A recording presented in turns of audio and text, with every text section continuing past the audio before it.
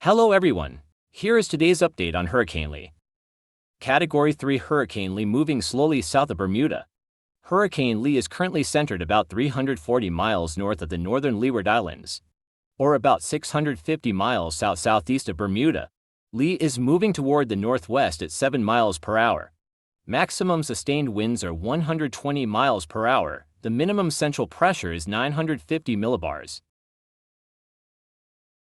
Lee's track for the rest of this week will be governed by a large ridge of high pressure centered to the north of the hurricane and a trough of low pressure amplifying across the northeastern U.S. As the trough over the U.S. deepens, the ridge to the north of Lee will begin to break down, and this will allow Lee to turn toward the north.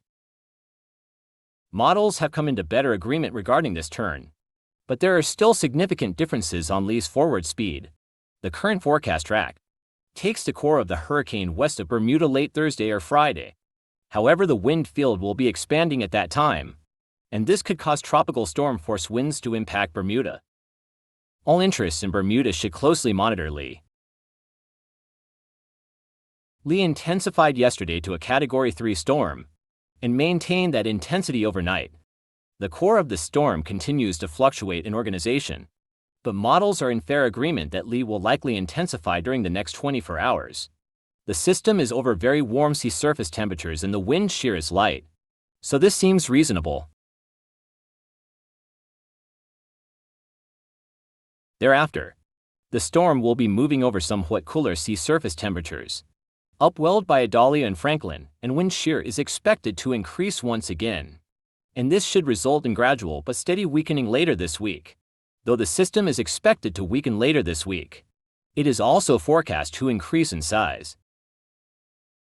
There is still a great deal of uncertainty regarding the track of Lee late this week and into the upcoming weekend, and any impacts Lee will have on the northeastern U.S. coast or Atlantic Canada. The ensembles continue to advertise solutions, ranging from landfall in the northeastern U.S. to a turn out to sea south of Atlantic Canada. All interests along the northeast U.S. coast and in Atlantic Canada should closely monitor the progress of Hurricane Lee. Be sure to stay tuned for future updates. Thanks for watching. If you enjoyed this content, kindly subscribe and enable notifications to stay updated on future weather alerts.